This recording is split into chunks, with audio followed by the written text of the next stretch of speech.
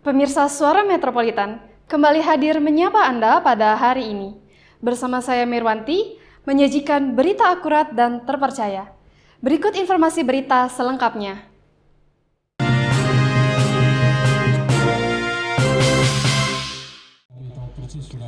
Anggota DPRD Kota Palembang, Daerah Pemilihan atau Dapil 4, menggelar reses masa persidangan 1 periode 2024-2029. Kegiatan reses yang diselenggarakan selama 3 hari mulai tanggal 2 Desember hingga 4 Desember. Sebanyak 9 anggota DPRD Dapil 4 meliputi Kecamatan Kalidoni, Sematang Borang, dan Sako. Duta Wijaya Sakti dari fraksi PDI Perjuangan, Pebi Anggi Pratama dari fraksi Golkar, Diana dari fraksi Nasdem, Patra Wibowo dari fraksi Gerindra, Zulfikar Maharami dari fraksi Golkar, Cynthia Rahutami dari fraksi Demokrat, Agung Bahari dari fraksi PKS, Ruspanda Karibullah dari fraksi PAN, dan Haria Pratista Edi Putra dari fraksi PKB. Hari pertama reses digelar di Kecamatan Sematang Borang. Warga mengeluh mulai dari infrastruktur, minimnya air bersih, dan tidak ada tempat pembuangan sampah atau TPS. Ketua Dapil 4 DPRD Kota Palembang, Duta Wijaya Sakti, menjelaskan bahwa dalam kegiatan reses kali ini masyarakat memfokuskan keluhan 3 hal seperti infrastruktur, lampu jalan, dan sampah. Reses kali ini masa yang pertama 2004 ini sama seperti tahun-tahun berikut kemarin. Intinya yang dipermasalahkan adalah masalah infrastruktur, lampu jalan, dan sampah. Itu yang selalu dikeluhkan masyarakat, 3 hal tadi. Untuk yang lainnya seperti kesehatan kayaknya belum ada pencerahan tadi dan yang lain-lain, terutama kesehatan belum juga. Tapi intinya ada 3. Seperti itu tadi, jalan, drainase, dan sampah. PDAM juga sebagian tadi. Tahun depan kan untuk PDAM sudah selesai, 2025 karena spam sudah selesai dibangun, artinya tahun depan semua Sementara anggota DPRD dari fraksi PKB mengaku akan mendorong percepatan ketersediaan air bersih hingga 100% pada pertengahan tahun 2025 nanti. Tadi kami sudah melaksanakan reses hari ini ada beberapa hal, tapi yang paling tadi pertama PDAM. Tadi kami juga berkoordinasi dengan Pak Dirut PDAM, Pak Andi Wijaya. Beliau menargetkan supaya Kecamatan Sematang Borang itu di pertengahan 2025 semua warga masyarakat Kecamatan Sematang Borang dapat menikmati air bersih. mungkin Reses di hari kedua bertempat di Kecamatan Sako. Dalam penjaringan aspirasi masyarakat di wilayah tersebut, warga banyak mengeluh masalah kendaraan bermuatan overdimensi dan overloading atau odol yang masuk pada jam sibuk sehingga sering terjadi kecelakaan dan menelan korban jiwa. Hari kedua, pada umumnya di reses hari ini masyarakat menyampaikan aspirasinya, keluhannya.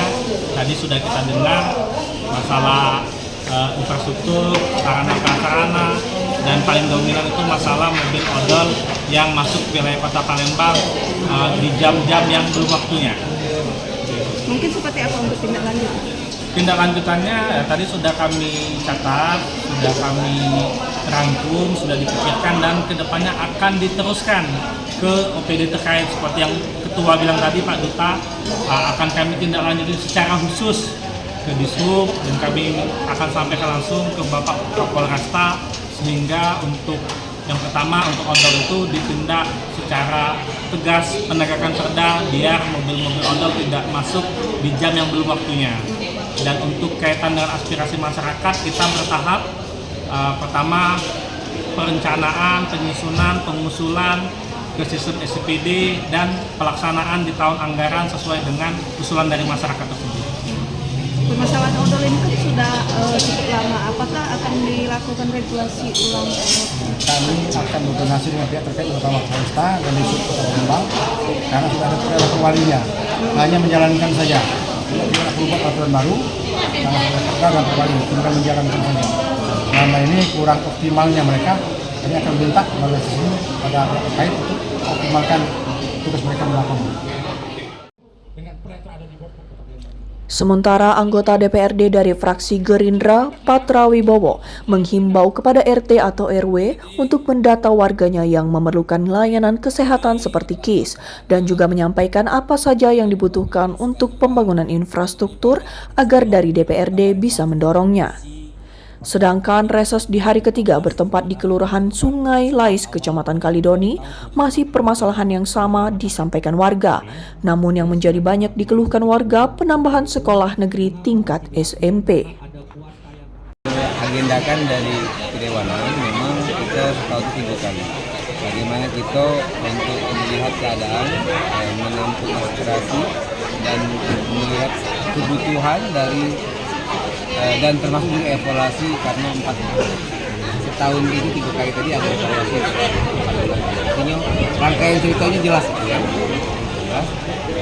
Menampung, melihat dan mengevaluasi dari proses dari 3 kali. Dari beberapa tadi keluhan masyarakat yang menjadi prioritas kita memang yang menjadikan atensi kita itu sekolah untuk sekolah. Karena sekolah itu kita di tahun yang lalu sudah menjadikan semangat sama-sama untuk menjawab.